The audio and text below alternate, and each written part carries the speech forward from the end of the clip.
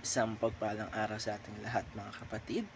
Ako muli si Adrian Bernales ng Batch 3 at ito ang aking daily devotion. At ngayong araw pag-usapan muli natin kung paano lumalim sa Biblia at special series ito, 3 out of 10, Covenant of Works. At ang Bible verse naman natin ay Romans chapter 5 verse 12.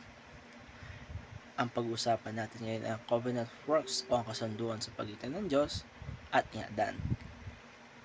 Bago pa man ang pagbagsak ng tao sa kasalanan, makikita natin dito si Adan ay kumilos o nirepresenta ng buong sangkatauhan o ng mga tao.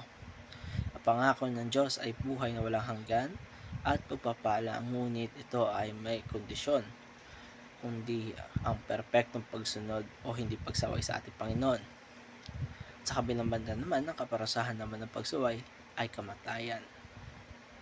At ang nilalaman naman ng Romans chapter 5 verse 12, wherefore as by one man's sin entered into the world, and death by sin, and so death passed upon all men, for that all have sinned.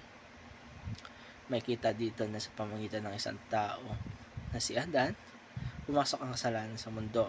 Sa isang kanyang pagsuway ay nahulog sa kasalanan ang mga tao.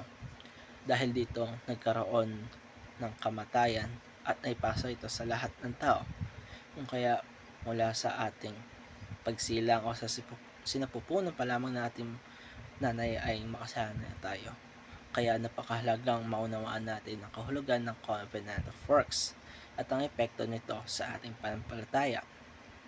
Covenant of Works, unang-una ay Adam is the head of humanity. Si Adan ang unang tao o ginawa ng Diyos at itinakdang kinatawan ng Diyos para sa buong sangkatauhan. Ibig sabihin nito ay ang kanyang pagsunod o pagsuway hindi lang para sa kanya, kundi para rin sa lahat ng susunod na henerasyon.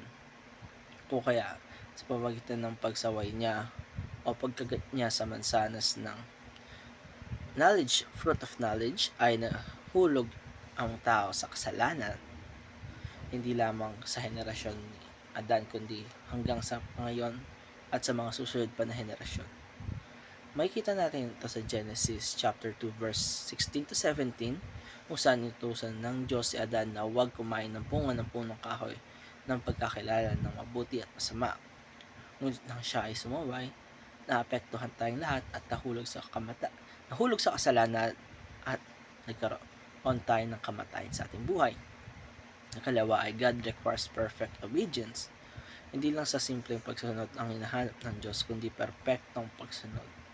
Sa ilalim ng Covenant Works, ang kondisyon para sa buhay na walang hanggan ay walang bahid ng kasalanan. Kung kaya ito ay tinatawag na perpektong pagsunod. Ang problema, walang sinuman na makakagawa nito maliban kay Jesus. Kaya sa Romans chapter 5 verse 19, sinasabi, for us by one man's disobedience many were made sinners, so by the obedience of one shall many be made righteous.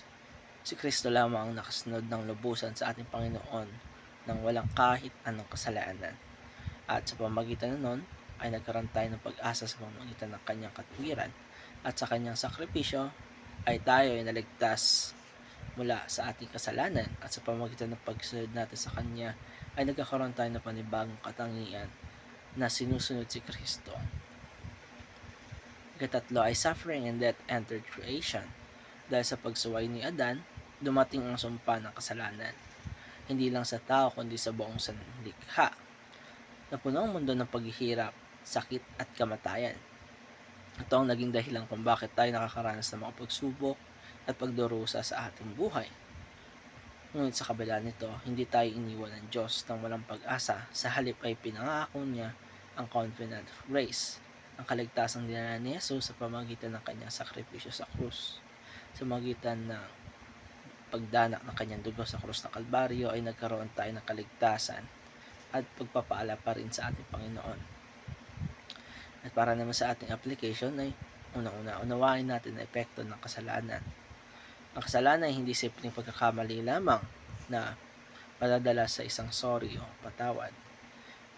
Ang pagkakamali o pagsuway sa ating Diyos ay may dalang kamatayan. Sumunod ay tumingin tayo kay Kristo dahil hindi natin kayang sundin ng Diyos ng perpekto. Si Jesus lamang ang ating pag-asa, kung kaya nararapat lamang na tanggapin natin ang kanyang sakripisyo na siya ang ating tagapagligtas at sundin siya bilang ating Panginoon o gawin natin siyang o ipamuhay natin si Kristo sa ating mga puso. Sumunod ay mamuhay tayo ayon sa kanyang biyaya. Hindi tayo ligtas sa pamamagitan ng ating gawa, kundi sa pamamagitan ng pananampalataya natin kay Kristo. Ngunit bilang tugon, dapat tayong mamuhay ng may pagsunod at pagpapakabanal. O kaya dapat natin siyang kilalanin at magkaroon tayo ng relasyon kay Kristo at ipamuhay natin ang kanyang mga salita. At bago natin itong tapusin, ang Covenant of Works ay nagpakita sa atin na hindi natin kayang iligtas ang ating sarili. Ngunit sa biyaya ng Diyos, binigay niya si Kristo at nagsakripisyo siya at naging dahilan ito ng pagkaligtas natin mula sa kasalanan. Kung kaya, dapat tayong lumalim pa sa Biblia at kilalanin natin ang Diyos sa mas malalim na paraan. At mga kapatid, ako muli si Adrian Bernales ng Batch 3. Maraming salamat sa panonood.